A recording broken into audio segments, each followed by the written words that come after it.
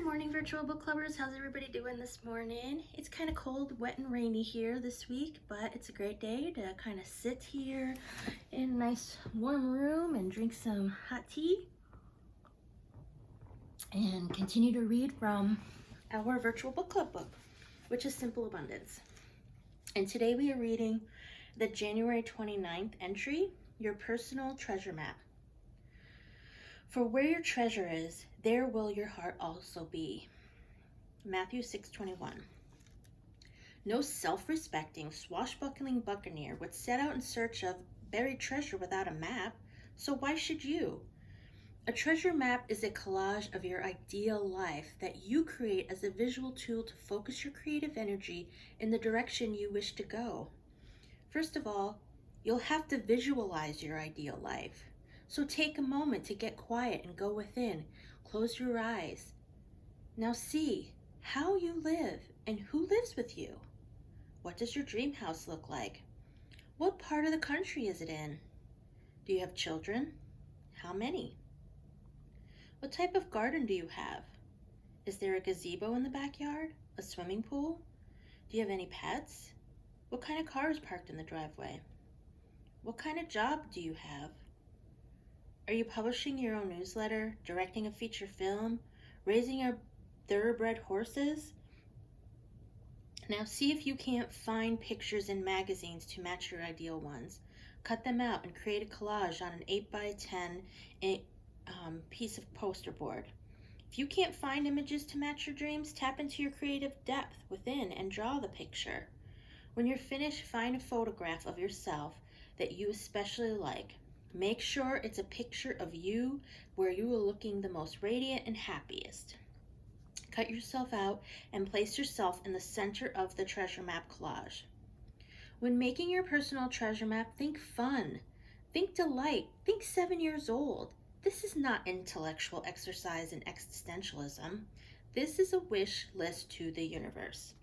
Our deepest wishes are whispers of our authentic selves. We must learn to respect them. We must learn to listen. Put your ear down next to your soul and listen hard. The poet Anne Sexton advises, above all, remember that no one needs to be privy to your personal treasure map but you. Our wish for the future, our hopes, our dreams, our aspirations, our truest treasures, guard yours in the sanctuary of your heart. Keep your personal treasure map in the back of your illustrative discovery journal and look at it often. When you do, give thanks for the wonderful life you are leading. The greatest secret to living happy and fulfilled life is the realization that everything is created in our minds before it manifests in our outer world. We must believe it before we can see it. We have to know what you're digging for before you can put an X and mark the spot. This really goes back to, this is manifestation work. Really, that is what it is. There's a couple books that are pretty old. One is Wallace Wattles, and it's The Science of Getting Rich. And in his book, he calls it the formless stuff. I mean, gosh, this book I think is like from maybe the 1800s. Yeah, it's from the I think 1860 maybe. Anyway, this book is, specifically, it talks about you have to think it, and when you think it, you literally put into motion and bring that formless stuff into creation, which is pretty powerful if you think about it. It's a really interesting book. It's a tiny book. See, it's only this big. So you can get it on Amazon. I think you can even listen to it on YouTube because it's a pretty old book. But it's really interesting. I write about it in my book and how we are able to take this formless stuff. I mean, if you think about it like this.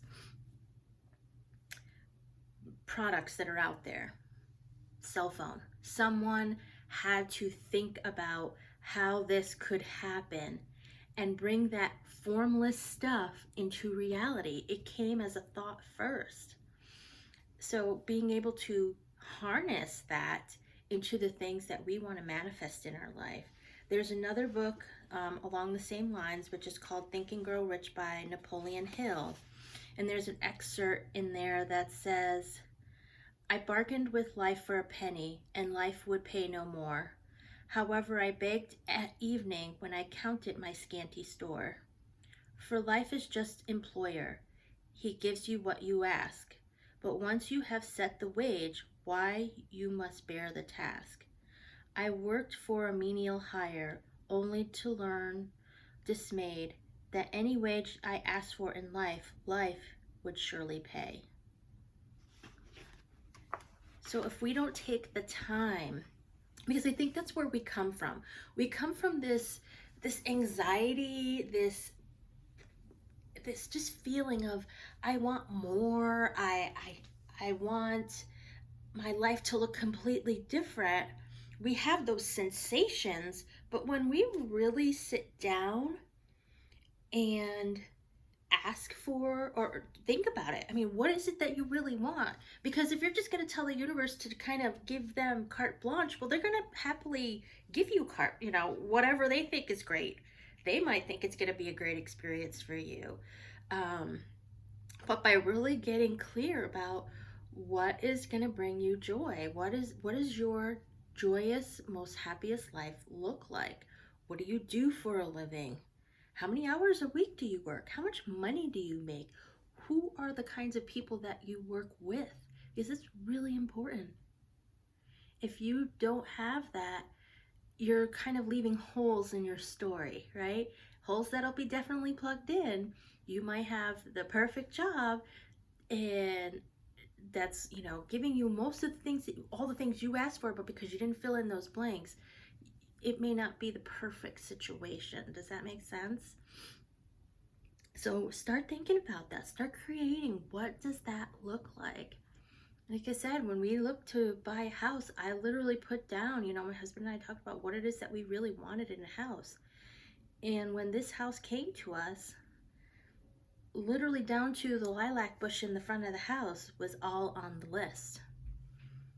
Of course, again, remember what I said, I didn't fill the hole of where I wanted the location to be. Hence, here I am back in New York. And grateful for it, don't get me wrong. Our lives have definitely changed. Being able to come back to New York, it is definitely a different way of life, but one that provides us way more time in a slower pace of life than the life that we had back west, which was very hectic and not as peaceful. But yeah, so kind of think about those things. What is it that I really want? What do I want my life to look like? It's just going to be able, and as you look at that and start looking at that daily, I say, I'm going to go a little bit more than what she said. I'm going to say, thank the universe for providing you that life. So as it's already so. Speak about it as it's already so. Thanking the universe and your guiding spirit for making it so. Because you're telling the universe already that this is it. This is what I want. This is what I need. And this is already so. So I'd love to see some of your discovery maps here and your treasure maps if you want to share. That'd be really cool. And get creative. Look on the internet.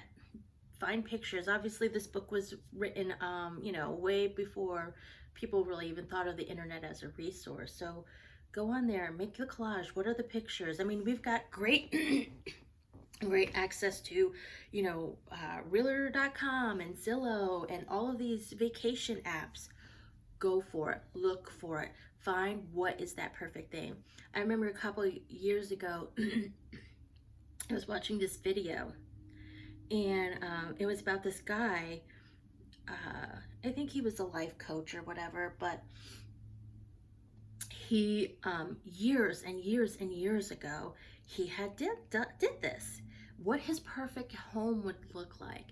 And he had created this picture, and he actually framed it, and he kind of just set it aside. And years passed and years passed, and here he becomes rich and famous, and he has all this money, and him and his wife, they buy this house. But what he doesn't realize when he buys this house, until he's unpacking, he finds the picture from years and years and years ago that is this exact house. I mean, how awesome is that? Like, you put your order out. Now, I will say, mind you, what the story was telling you. You know, we looked for a house for over 2 years. It's not always going to be instantaneous. And here's the reason why. When you ask the universe for something, the universe, needs some time to put it together. Could the universe get it to you instantaneously? Absolutely. But are you in a position to receive that instantaneously? Probably not. You need to be in a totally different space. Because I will tell you right straight up, if the circumstances didn't happen the way they happened when we were presented with buying this house, we would have never bought this house. We were not in the right place at the right time. So, you know, doing our work, doing our soul work, continuing to walk that path, doing our healing and growing is absolutely integral in making your manifestations come true. All right, guys, we'll see you tomorrow. Bye.